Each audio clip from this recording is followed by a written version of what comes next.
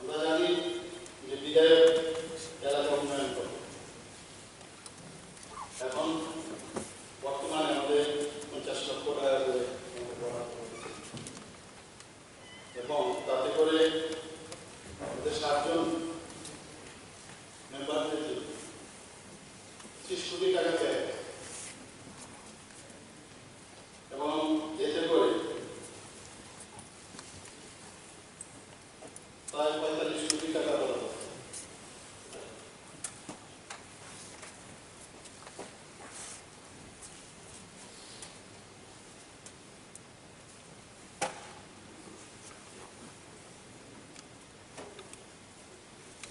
পারবে না 30 কোটি টাকা বরাদ্দ।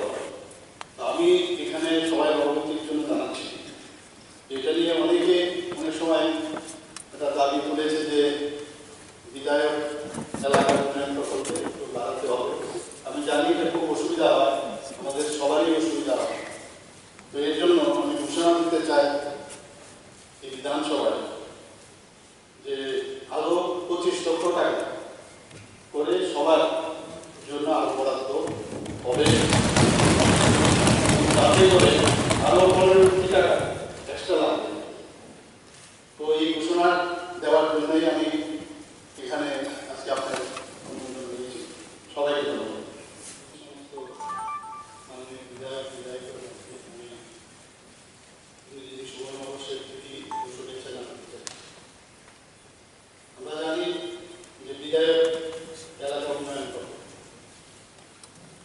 এখন বর্তমানে আমাদের 50 লক্ষ টাকা করে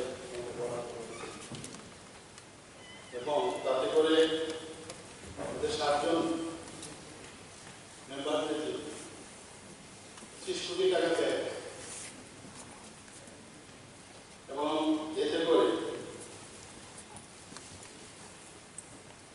প্রায় 45 কোটি টাকা বরাদ্দ।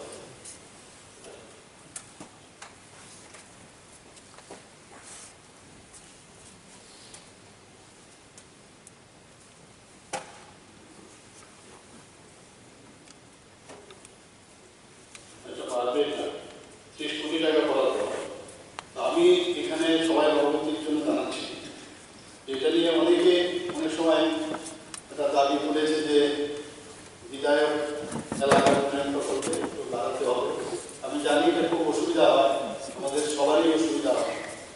তো এর জন্য আমি ঘোষণা দিতে চাই এই বিধানসভায় যে আরো 25 লক্ষ টাকা করে সবার জন্য আরো বরাদ্দ হবে, তাতে করে আরো 15 কোটি টাকা এক্সট্রা লাগবে। তো এই ঘোষণা দেওয়ার জন্যই আমি